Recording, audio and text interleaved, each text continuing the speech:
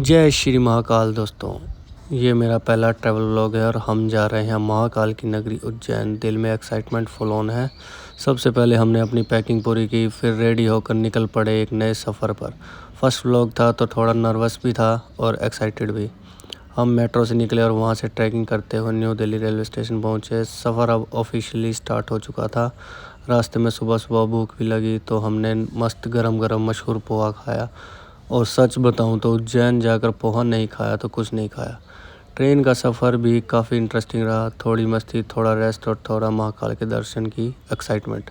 और फाइनली हम पहुंच गए महाकाल की पवित्र नगरी उज्जैन में। एक अलग ही वाइब थी यहाँ, क्या पूरा शहर भक्ति में डूबा हुआ लगा।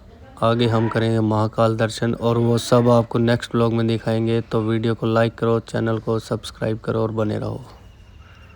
जय श्री महाकाल दोस्तों।